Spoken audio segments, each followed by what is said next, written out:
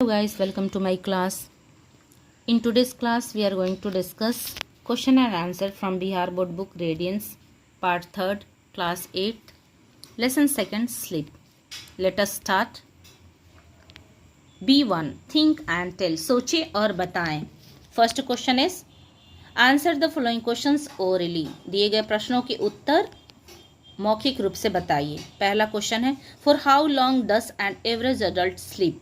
कितनी देर के लिए एक जो औसत वयस्क होता है वो सोता है. आंसर है an average adult स्लीप्स for 7 hours and 20 minutes. एक जो औसतन वयस्क व्यक्ति होता है वो 7 घंटे 20 मिनट के लिए सोता है. What are the most common causes of sleep problems. जो नींद की समस्या के मुख्य कारण क्या होते हैं. Worries and depressions are the most common causes of sleep problems. तो नींद की समस्या के जो मुख्य कारण होते हैं वो है चिंताएं और तनाव. Third question tell some of the factors which affect sleep.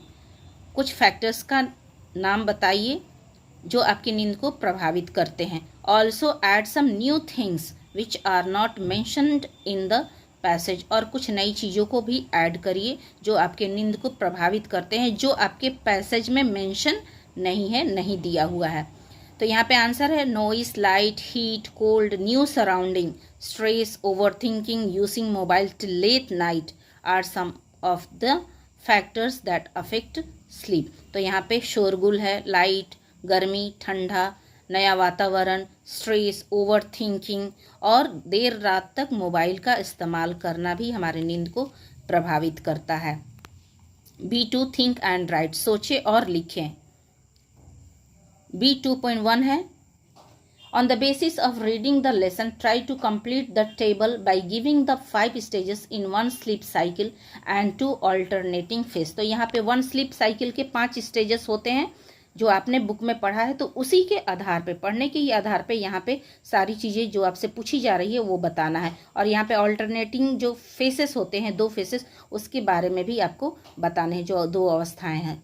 Stage 1 and 2 इसमें क्या होता है नॉट इन डीप स्लीप. हम लोग गहरी निंद्रा में नहीं होते हैं. स्टेज 3 एंड 4 में क्या होता है deep sleep, breathing pattern and heart rate slow down and body is motionless. तो इसमें 3 और 4 स्टेज में होता है कि हम जो होते हैं गहरी नींद में हो जाते हैं और हमारी ब्रीथिंग पैटर्न्स और हार्ट रेट वो धीमी हो जाती है और हमारा बॉडी, शरीर मोशनलेस हो जाता है.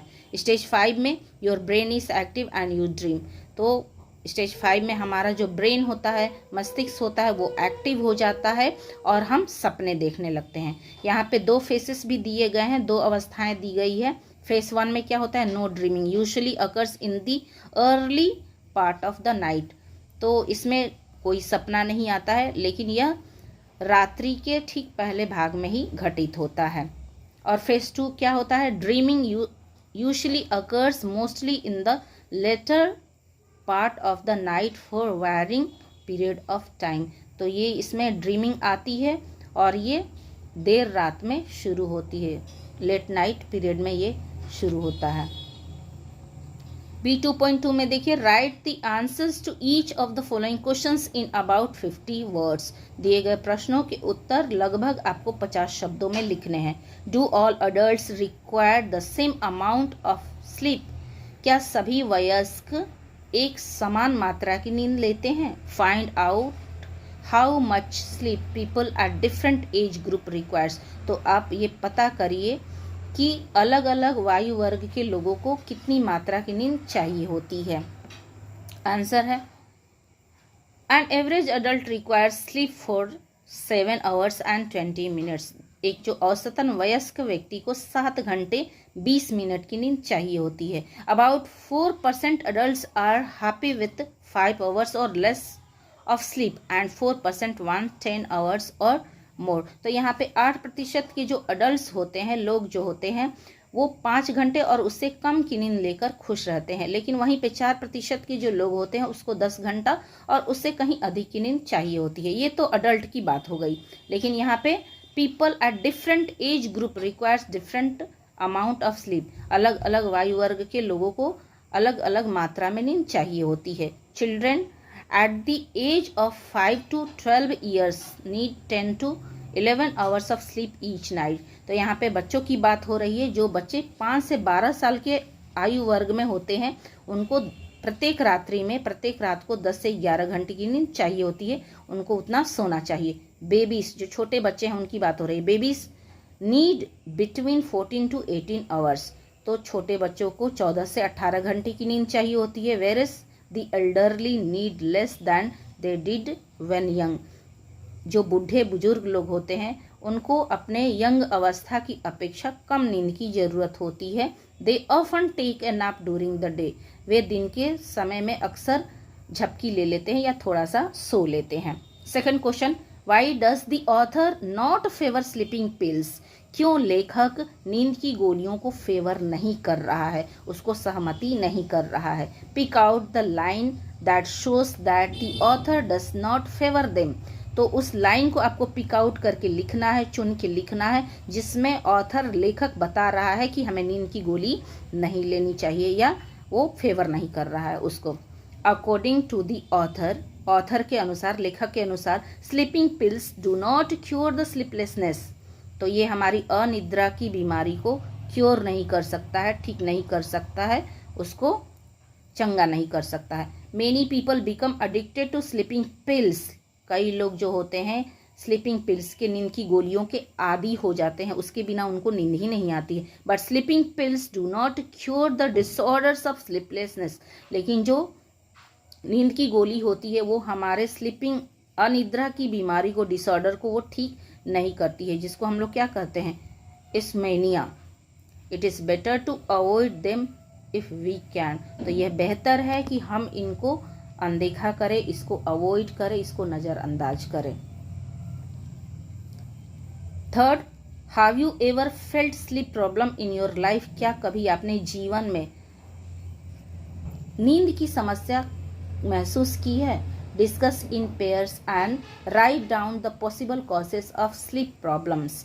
तो यहाँ पे डिस्कस करना है आपको पेयर्स में, दो बच्चों को साथ में मिलके डिस्कस करना है, वार्तालाप करना है, और जो इसके पॉसिबल कारण है, इस समस्या के स्लीप प्रॉब्लम्स के जो कारण है उसको भी आपको डिस्कस करने हैं, बताने हैं।